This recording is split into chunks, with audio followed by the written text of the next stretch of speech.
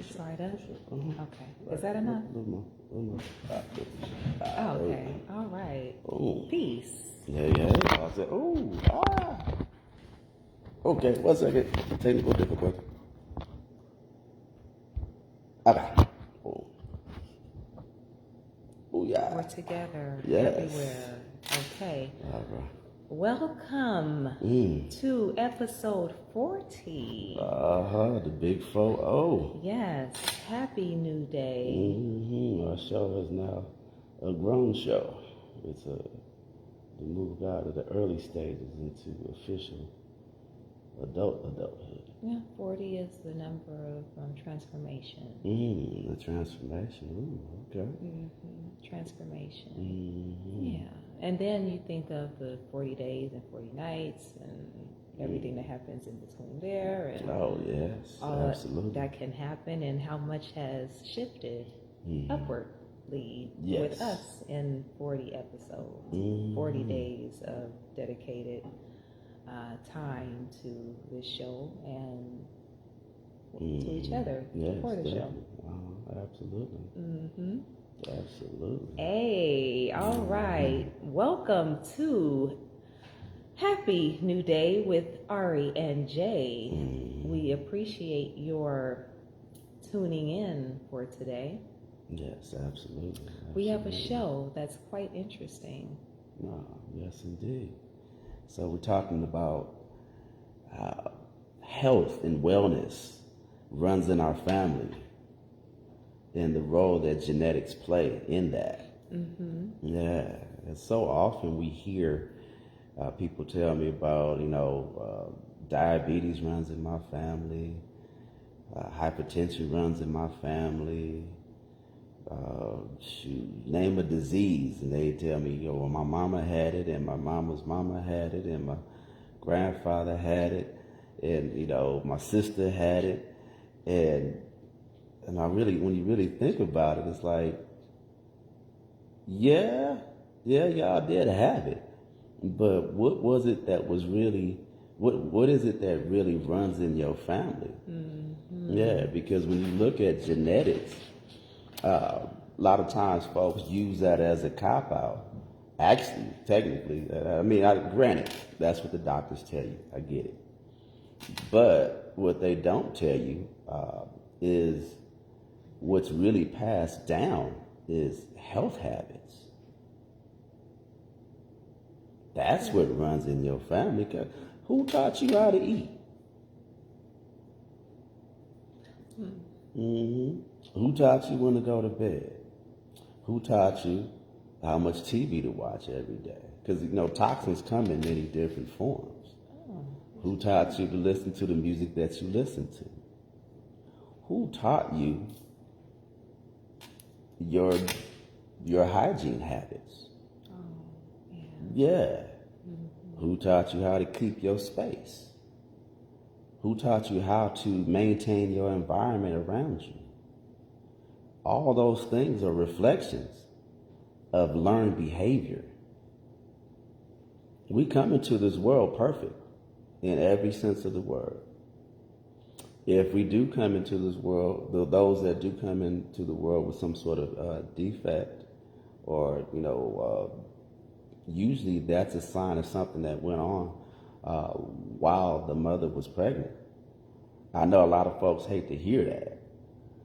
I can't tell you how many people have been upset with me because I put that out there. Like, hey, there's, it's proven that many of the issues that people are born with usually has something to do with not every time. I'm not going to say there aren't exceptions to the rule. There's accidents that happen in birth, stuff like that. I get that.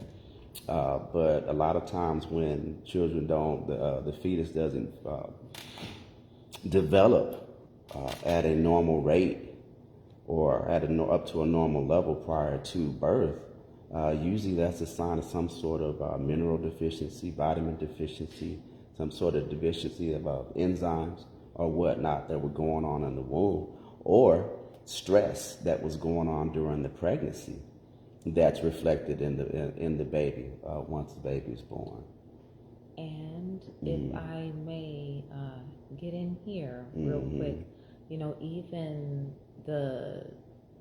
once the child is born, as soon as they're born, a lot of times they're covered in mucus. Because the mom was eating everything that she wanted. She didn't have a clean lifestyle or clean diet, or alive while she was holding or carrying the child. So the child comes out replicating what she was into during that whole time. So of course, lots of fruits and vegetables, everything as fresh as possible, because the child, once it comes out, you can see basically what the mother has been doing those 9 months. And a lot of times that slime stuff, that's just mucus. Yeah, that does not mean that the baby can't have challenges at birth. When it came to our son, the mucus plug broke early, and so basically it was a dry birth. And so so things do happen. Right. Thank God that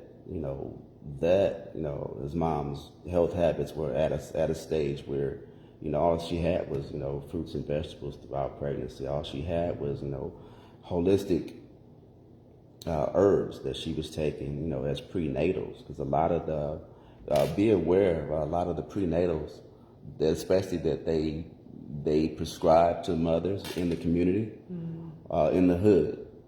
A lot of times they'll have mercury and other types of heavy metals in there, and those heavy metals cause bring about challenges with the brain development. So that's something to be aware of. But we're not here to talk about mothers and whatnot, but we are talking about just what runs in our family, because we all have to. Because like I said, I always go back to I use myself in every situation and what that looked like in my life. Because had I gone with the whole mentality of something runs in my family, I would have diabetes right now. I would have had prostate cancer right now. I would have hypertension right now. I would have digestive issues right now. And how do I know that? Because I had them before I knew better, or before I knew better, but before I did better. My mom, she had them. She was pre-diabetic. She had hypertension. And I watched her change her lifestyle over when I was 14 and rid herself of all those conditions. She was overweight for her size. And so, she was only like 5'2", but, she was over 200 pounds, or pushing close to 200 pounds. And so she got a super tiny frame. But, holding that extra weight and what came along with it. And she looked at herself in the mirror one day and she was like, nah, I got to make a change. And I saw her make that change. And then I looked at, my diet wasn't the cleanest when I was in my 20s and whatnot. And it wasn't until, when I was about 30. Well, no, I take that back. Yeah, actually, I would have had a stroke too. Or actually, I'd be having strokes right now, if I went by what ran in my family. And so I made a lifestyle change.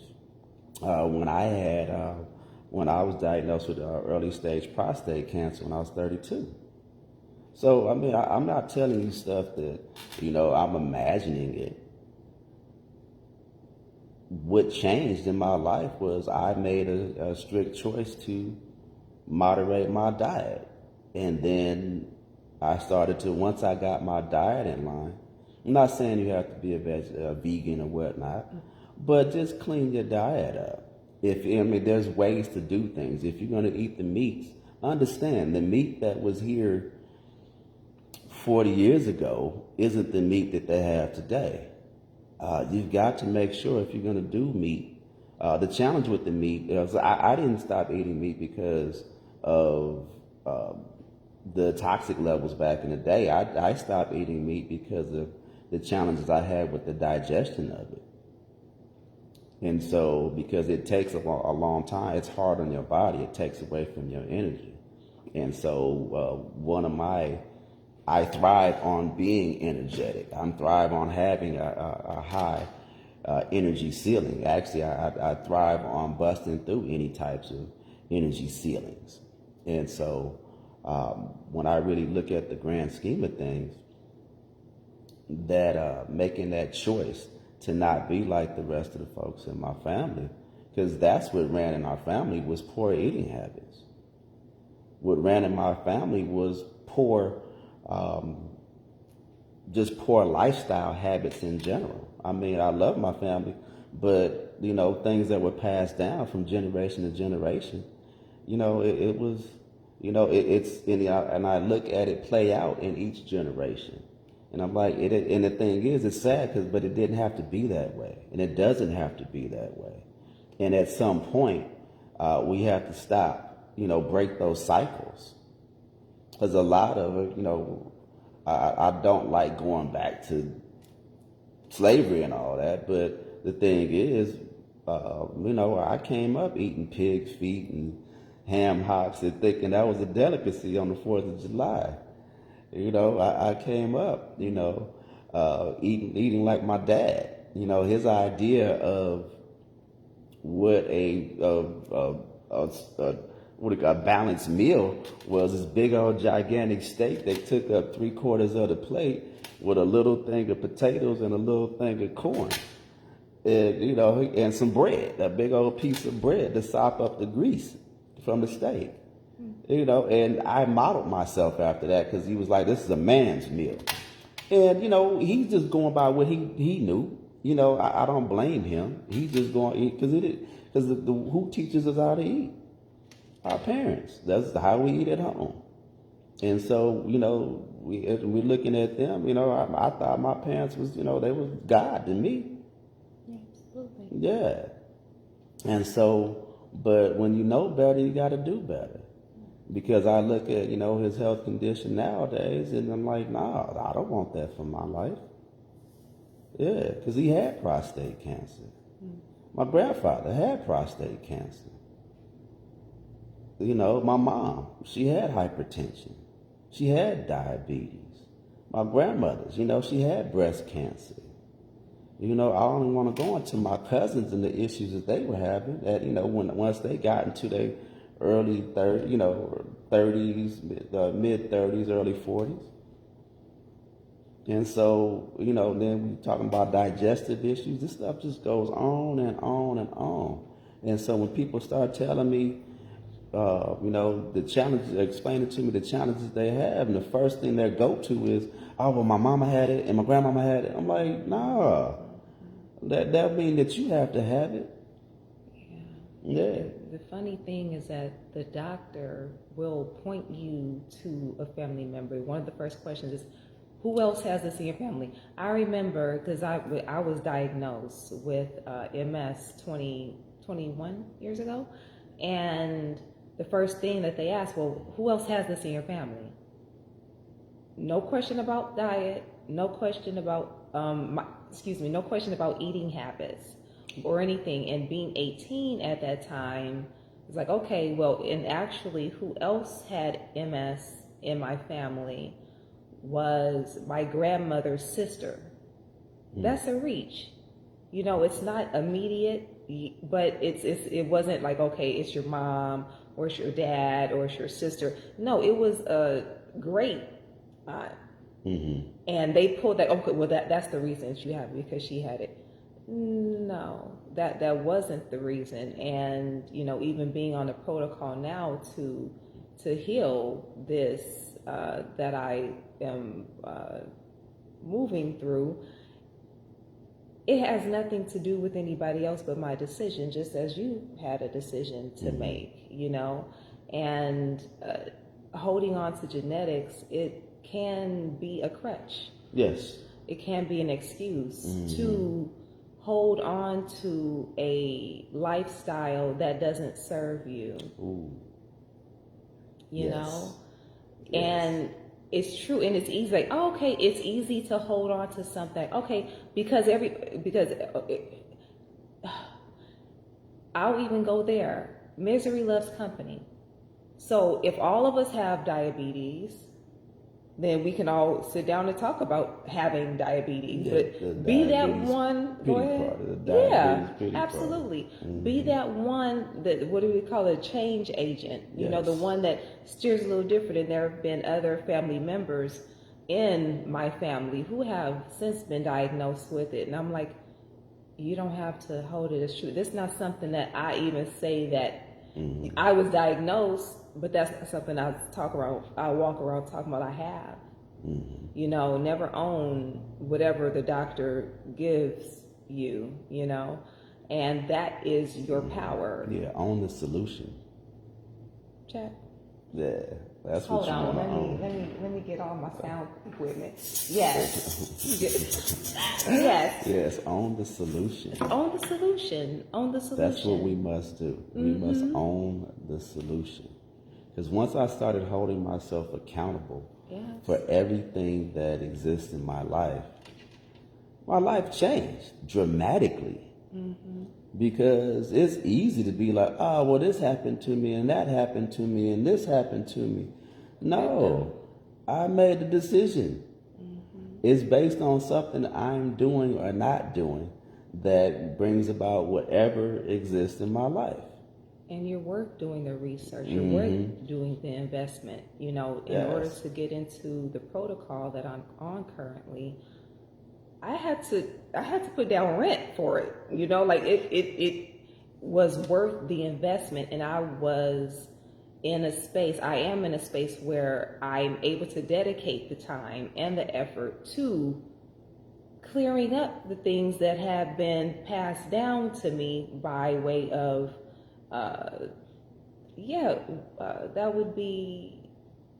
that wouldn't be genetics. That would be a thought process of things that are right on the plate. Right. You know? Yeah, absolutely. And so, yeah, when I look at the grand scheme of things, you know, we have the power to make change at any point in time. At any point in time.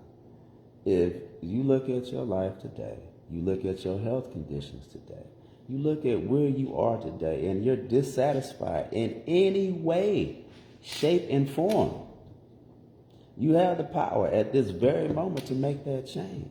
Right. I was at a position where I was at the lowest of my low. And I said, you know what? This shit ain't going on no more. I'm going to make a change. And each day doesn't happen overnight, but each day you work towards that, and you get to a position where things just start to get better, to where the poor health habits, because we mentioned the health part, wealth part as well, poor monetary habits, that's learned behavior. Yeah, because I mean, I can't tell you, I remember when I was had properties back in the day, and I had clients, no offense to clients that are on Section 8. No offense to folks that's on Section 8, utilize the system, any way you can to get ahead. I get that. But don't make that a lifestyle choice. When I remember when I heard somebody, one of my tenants saying, oh yeah, I can't, I just found out that, I can pass my Section 8 down to my kids. And I'm like, whoa, wait. Now you're not passing down property to your kids. You're passing down the right to pay for somebody else's property to your kids. That's the mentality. Or I don't have enough money for herbs or for whatever protocol that I have, but they got a whole closet full of, $200 tennis shoes. And so there. Oh wow! Yeah. Yeah, I'm done trying to be nice with folks. I'm sorry. Yeah, because I try to use kid gloves with everybody, but that's not helping folks. And so I'd rather you not like me and me tell you the truth than everybody, oh, Jeff's so cool. And I'm not withholding information. Sometimes you just, I got to red pill you. Like, look, this is what's going on. Yeah. You have the opportunity to make a change. Sitting in that pity party talking about, oh, this runs in my family. No. Your health habits run in your family. And you can change that at any time. Your lifestyle runs in your family. Look at the 10 people closest to you. When you look at their health conditions and their economic situation, y'all all gonna be right around the same, in the same space. You're gonna be right at the same place, relatively. I mean, there's gonna be some outliers here and there, but generally speaking, the 10 closest people that you surround yourself with, you're gonna be just like them.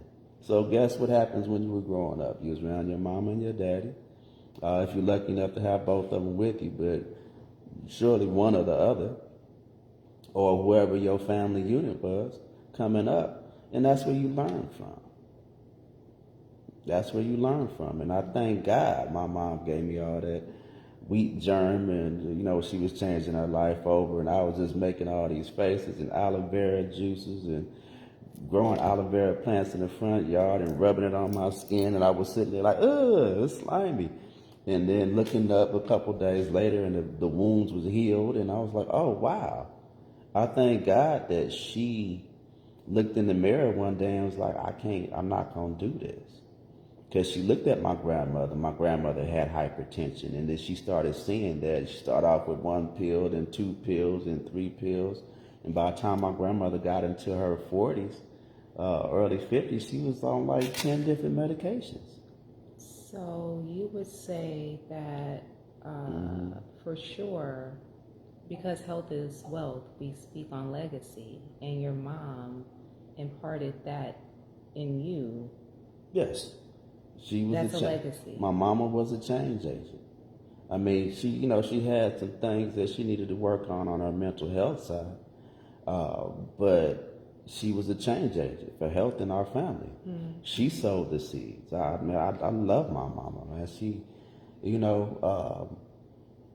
for all the terrible things that happened, I am eternally indebted to her for turning me on to the importance of holistic health and what that looks like, and showing me, where she was versus where she went. Mm-hmm. Yeah, within her limited understanding of it. And so I stand on her shoulders in moving forward. She's the reason why I do what I do, in my women's wellness counseling. Mm-hmm. Why I work with women directly is because of my mother. For good reasons and for bad reasons. Mm-hmm. Yeah, for the positive reasons and negative reasons. But, regardless, man, my mama, I love her. She made the dish. She was the bold one, because she was always the black sheep in our family. Mm-hmm. She would tell me, I'm different. I'm not like, everybody else. And I didn't understand what that meant when I was younger. And then when I, really started, and I got older and I started understanding and seeing, my aunts and the way they got down, and some of my cousins that, that I love from afar now, seeing they get down, and I realized like, nah, that's not how I want to live my life. And, and so we're going to be different. Mm-hmm. Yes. We're going to be different. And you are different. Mm-hmm. And even to put a little bit of light on what is genetic. Mm-hmm. Genetic is your eye color. Yes. Genetic is the texture of your hair. Those things are genetic. Everything else is pretty much a series of choices. Lifestyle choices. Yes, exactly. So your eye color, blue, green, that's genetic. Go ahead. Now, what I will say, though, is the role that genetics does play in our daily health, yes, in wellness, is that we are predisposed to certain things. Okay. Like, say for instance, the most addictive drug on the planet, or the second most addictive drug on the planet, is sugar.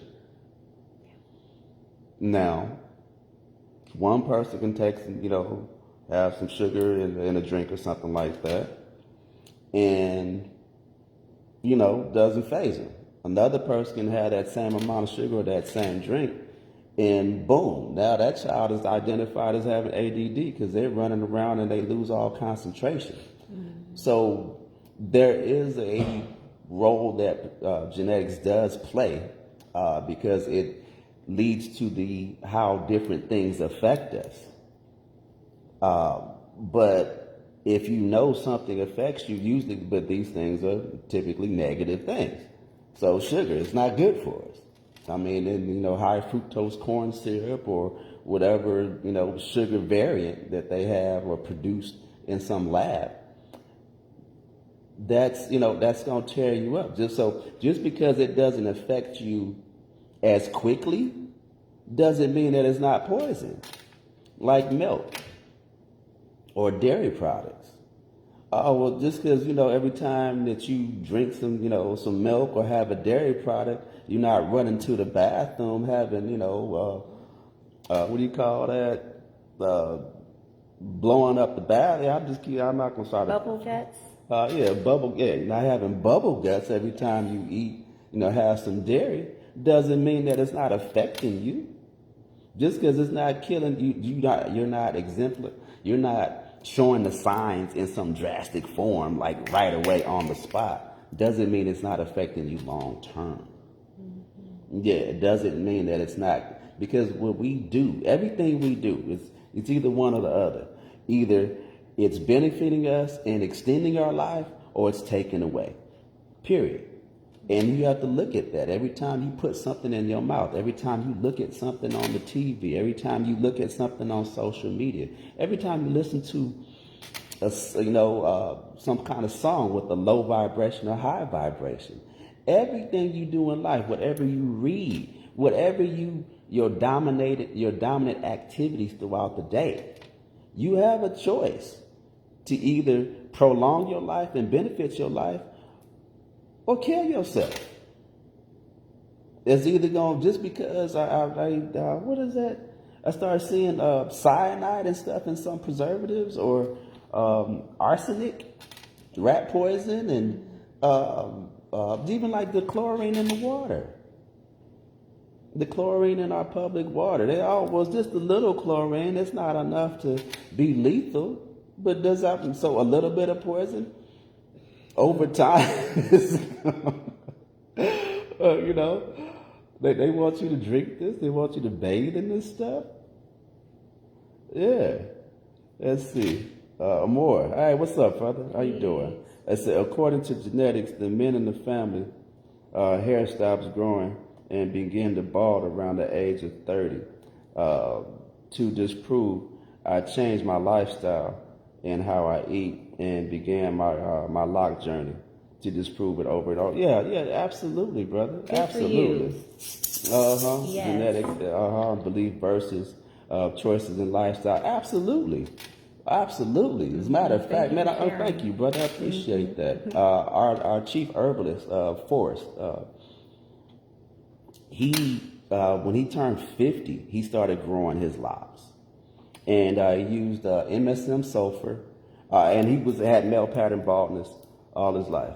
And so to the point where, like, by the time he got into his 30s, he just would always cut his hair for 20 years. He was bald, like just baby booty bottom bald.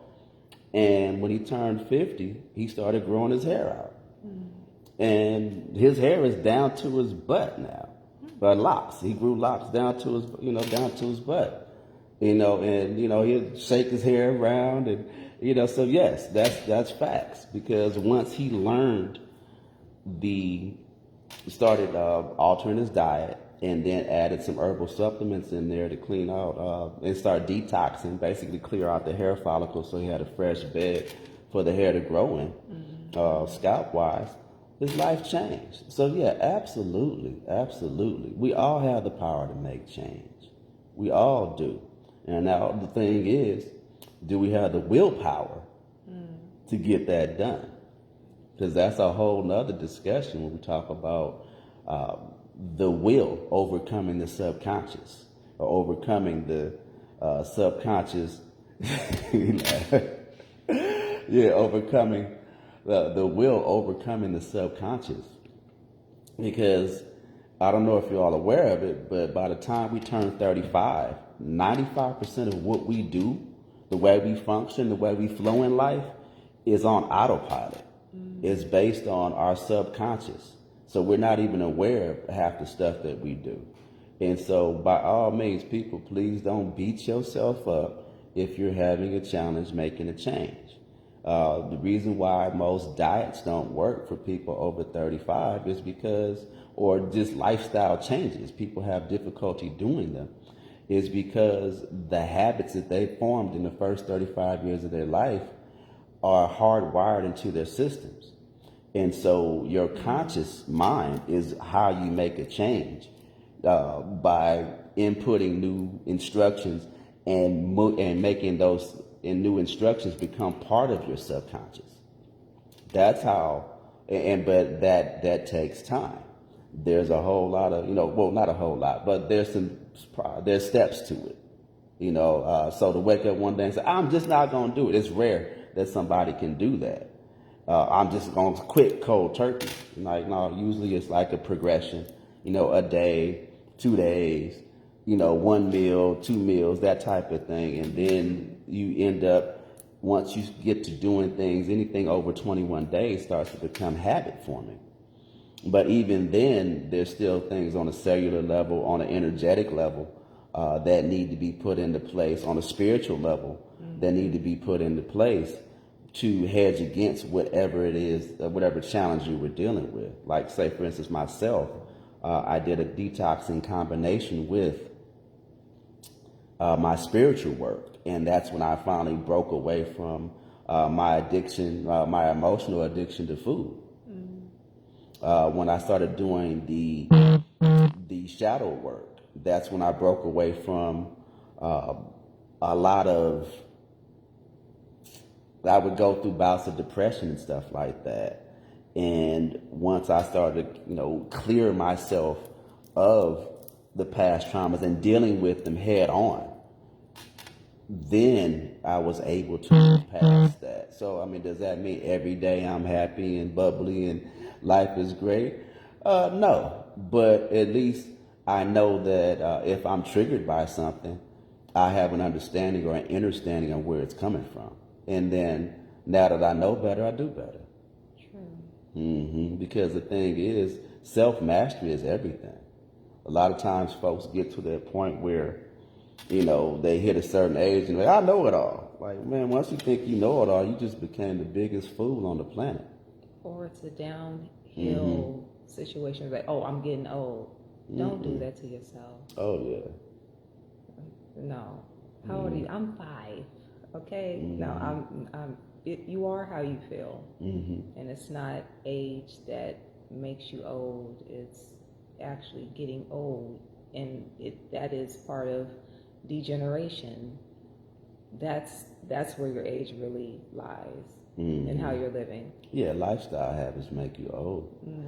Or young. Mental, where you are emotionally, mentally, and spiritually, that's what makes you old. The way that you conduct your lifestyle, that's what makes us old. I mean, I can't wait till my 50th birthday in a few months. Oh yeah, I'm running to my 50s. Most people dread it, like, I'm on the second half of my life. Because I look back, because I feel better than I did when I was in my 20s. Because I always hear people say, I wish I knew back then what I know now. Hell, I know it now. I know it right now. And I'm running to my 50s. I can't wait till I'm claiming 50 already. I've been claiming this since the day after my 49th birthday last year. And so, yeah, I'm running to it. Why? Because every day I'm getting better. Every day I'm better than I was the day before. And approaching life with that zeal, with that curiosity, that mentality of, there's a whole world of knowledge. And I'm just want to make sure that I got more than enough time to get every last bit of it before I tap out of here. And apply it to your life. So, we're promised 120 years. And I'm going to live every last moment of that till the fullest. But when we talk about genetics, yes, they do play a role. Yes, they do have an effect on us. But understand, I posted it the other day. Genetics load the gun. Genetics, they will load the gun. But our lifestyles, that's what pulls the trigger. Say that again, please. Yeah, so genetics loads the gun. They will load the gun in our lives. But what pulls that trigger and how they show up is our lifestyle habits. Yeah, so when we talk about, health and wealth and health and wellness, the way we manage all aspects of our life, that's learned behavior. And if we want to make a change, we change it. Yes. Now, is that the easiest thing to do? No, it's not easy, because especially if you're dealing with a situation where your subconscious, you have the steps that need to be taken to overcome your subconscious. Let's see, indeed. Morris says, indeed, I'm claiming all my years. There were many times in my younger days I couldn't have gone. Yeah. Like you said, I feel that I look better after 45 than I did. Absolutely, brother. Absolutely. Amen. Absolutely. Oh, yeah. Yes. When I was in my 20s, my face was all polka dotted up and uneven because I had all them toxins trying to jump out my skin, and I had blackheads and stuff on my back. Yeah, all that stuff, Look at you now. Like lifestyle change. Our bodies, our cells regenerate. Yes. Every 81 days, and then our whole body regenerates every 7 to 10 years. So we always got a chance to start over. Always. Yeah. We regenerate on an hourly basis. Oh, Billions of cells. Mm-hmm. Yes. Yeah. Did you have anything else, though? Yeah, just take you seriously. Yes. Take you seriously than anyone you would go to professionally to tell you what's going on. Listen to yourself. Mm-hmm. Yeah, because really between the age of birth and around 45, most people can do and eat and live however they like to. And then once you creep closer to 50, that's when you start getting hit with a diagnosis. And that's when the life starts to go downhill and you're getting old. And it's not getting old that makes you sick, it's getting sick that makes you old. So take charge of your life. Mm-hmm. Absolutely. Mm-hmm. Absolutely. Yeah. Yes, because we all have the power to make change in our life. Mm-hmm. It just boils down to, are we willing to do what it takes to make that change happen? And be grateful for the diagnosis, because that's the information that you have. And then you have a choice of how you're going to deal with the information that you received about yourself. Yes, because all a diagnosis is, all diseases are diseases. Only thing there are signs of a poor lifestyle habit. Yeah. Mm-hmm. No, it's not always all diet. A big challenge that people are having nowadays is all these electronics, the radiation. Yeah. That's something to be aware of. And so if you live near a cell tower, you live near, you're in an area where, or in a situation where you're constantly exposed to heavy metals. That's where herbs come into play. Make sure the herbs and supplements will help guard against that. Detoxing regularly will guard against that. Intermittent fasting will guard against that. Doing liquid fast, or even going raw for some time. I'm currently in the midst of I forget, I lost count how many days I'm in it, but as a matter of doing a raw fast, even though I'm leaning more towards it becoming a raw lifestyle. Amen. Yeah, and so I'm, taking the next step above and beyond, my normal dietary regimen, and I'm moving towards making that, my daily thing. Does that mean I'll never eat cooked food again? No, on, special occasions. But I've gone from, over the years, I've gone from my meat cheat days where, on holidays and stuff like that, I'll have some chicken and some, or some ribs or something like that, or I'll dip over to the all-you-can-eat, what was it, Hokkaido's, that was our spot. And our spot back in the day. Mm-hmm. And so it went from meat cheat days to where I got to the point where no longer I stopped, my cheat days was eating veggie burgers. Yeah, and so that became my cheat day. It was like eating what do you call that? The vegan, processed vegan food. That was in some fries. That was my cheat day. Ooh. Yeah, and so that's what it's been. And so now, the next level to it is my cheat days will be eating cooked meals and moving away from raw.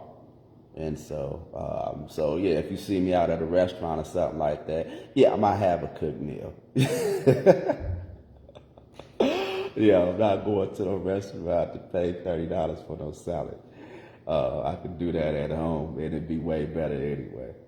So there's levels to it, and so we just take it one day at a time, and when you know better, you do better, and and just keep it moving forward. So, but anybody, people that do eat meat, because I don't discourage anybody from eating whatever way that they feel, but just do it the right way. So if you're going to eat meat, make that a part of your regular daily regimen. If you follow the whole eat right for your blood type programs and whatnot, make sure that, because the meat from back in the day ain't what it is today. There's countless documentaries on it that tells you all the crap they put in regular meat. So make sure that you get grass-fed, organic meats, halal, kosher, meats that are, there's some level of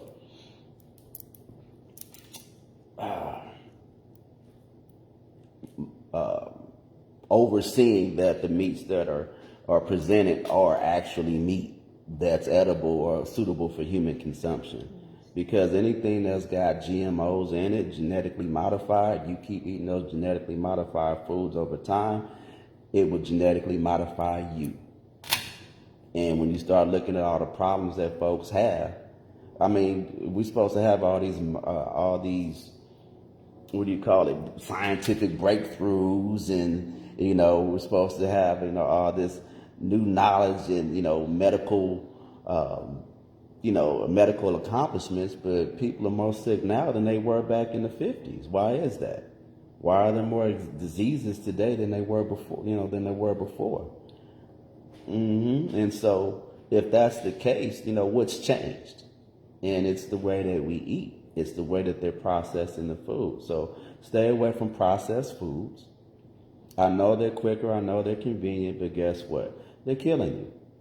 When you look at half the ingredients inside of those, anything that's in the box or in the can, you'll see that when you start researching, and once you can actually you have to get a medical or a scientific dictionary in order to decipher what they actually do. When you look up these different ingredients in the products, look up whatever the name is, if it's some sort of chemical or whatnot, and then also when you Google it, type in side effects, and it'll give you a whole host of what that stuff that you're eating is doing to you. And don't believe for a second that, because they'll say, oh yeah, well, it can cause this, it could cause that. No, it does. That's the reason why it says. Because when you say something can, everybody always defaults back to, Oh, well, maybe it won't happen to me. It did. Over time, it will. Yeah, it will. Yeah, trust me. It's because they put those disclaimers in there, or they frame it so where psychologically we don't think it's as bad as it is, but it is. Yeah, it is. And so it may not, just because they put a little chlorine in the food doesn't mean that, or a little chlorine in the swimming pool don't mean that it's not having some kind of negative effect on you over time. Or they put a little bit of fluoride in your water coming into your house. Just because it's not at a lethal amount doesn't mean that it's not negatively affecting you over time. Yeah. Shoot, I mean, hell, they used to put lead in women's makeup back in the day. Yeah, so be wary. Always read the labels. Always read the labels. And so, like I said, if you can't pronounce it, your body can't digest it. If you got to eat the meat, vegetables too. Fruits. Fruits that don't have seeds. It's genetically modified. I know it's convenient. I know it's easy. Everybody hates spitting out the seeds, especially like the grape seeds. And so I used to think, oh my God, ooh, seedless watermelon. Oh my God, seedless grapes. Ooh, yeah. 'Cause remember back in the day, all the grapes used to have seeds? Yeah. Yeah. And all of a sudden, everything started getting genetically modified not to have seeds. I found seeded, we have grapes, I found seeded raisins. Wow, what? You know who I am. Oh, yes. Seeded raisins, and they're so good. Oh my gosh, they are so good. So to understand the issue with having fruits that don't have seeds. Fruits that don't have seeds don't have a way to naturally reproduce themselves, because of how the fruits reproduce through the seed. So what's at an all-time high now in modern day society? What is at an all-time high? Above and beyond almost everything else. Sexual dysfunction. Every time you turn on the TV, they got some ad for men on some blue pills or some other whatevers or whatever, some kind of ED issue, or a way to overcome erectile dysfunction. And guess what a majority of my women clients come to me with? Uterine issues. Fibroids, all kind of different, any kind of womb issue you can imagine, urinary tract, just you name it. And then you look at, I'm not saying seedless fruits are the main cause, but it does have something to do with that. If you have fruits that lack the ability to reproduce, and we are what we eat, guess what you're going to eventually start doing? Have challenges reproducing, having issues with your reproductive organs, because the things that you're eating don't naturally reproduce. There's power in the seed. Mm-hmm. Yes, much power in the seed. Yes. So if you genetically modify the fruits not to have seeds, then something to think about. And it would affect your genetics.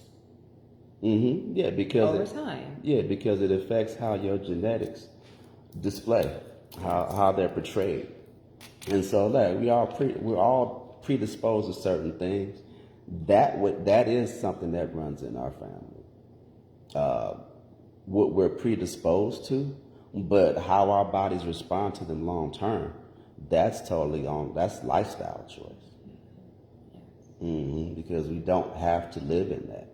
We don't have to keep pulling the trigger on bad health with poor health habits.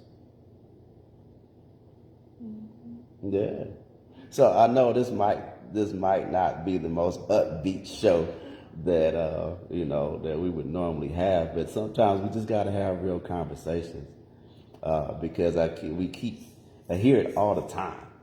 Every time somebody tells me about their health issue, the first thing they do is tell me who else had it in their family. Yeah.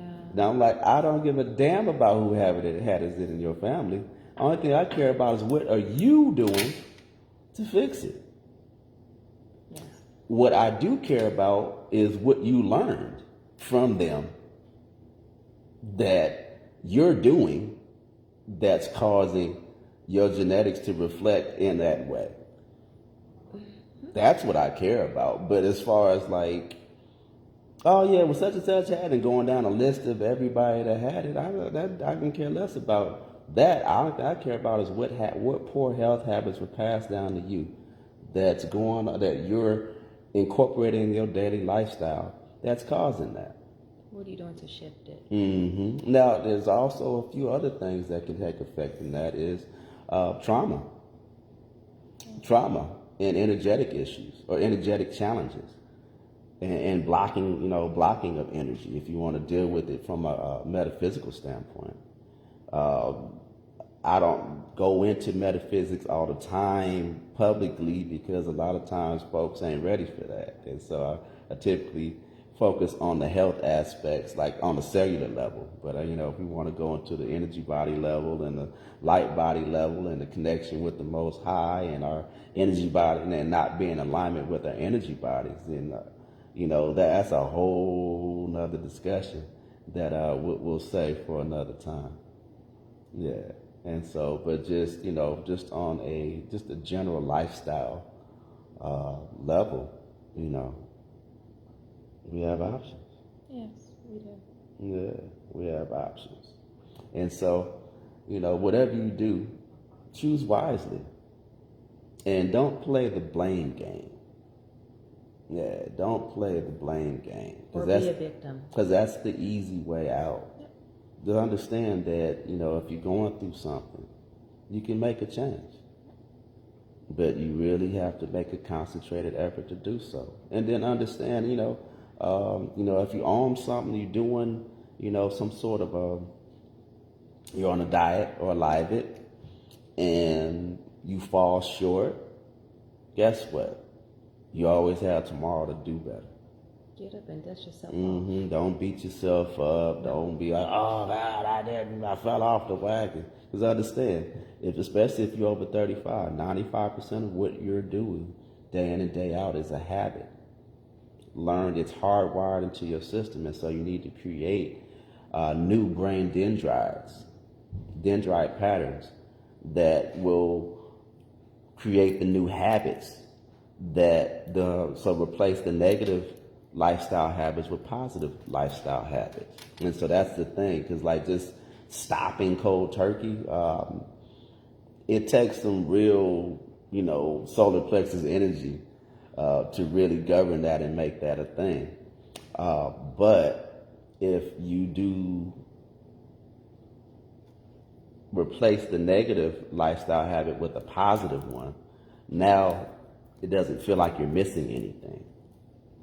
And so, like for me, I had an addiction to chocolate. And so what I replaced that with is fruit. Because I wanted that sugar, that sweet taste. I replace it with bananas in particular, or watermelon, or grapes. I put the grape, or I like ice cream and stuff like that. And so I'll put my bananas in the freezer, and then kind of get them a little mushy and whatnot. Put them in the freezer, and then add some sort of nut butter, sesame butter, or almond butter to it. It tastes better than any dairy ice cream I ever had. Mm-hmm. Yeah, and so. When I went cold turkey, every time I saw some ice cream or some chocolate, I'd be like, I gotta. But now it's like, oh no, I'll just go make my little bananas and nut butter and maybe add some raspberries to give it a little tang to it. Best dessert on the planet. Heck, our son, he loves it. Yeah. And so, replace the negative habits with good habits. Yes. Yeah. And know that the body is just as forgiving as Source is. Yes. Or God, or Allah, whoever. Whoever your creator is. Yes. Yeah. The body is just as forgiving as Source is. Yeah. Yeah. So live your life and enjoy the new moon. Oh yeah, new moon time. Hey, that time to make the With new affirmations. Yes. A new beginning. A new cycle. Yes. Absolutely. All right. Well, I guess that'll about do it for today. We appreciate you all for coming to join us today. We really deeply appreciate you all coming out and sharing the time with us.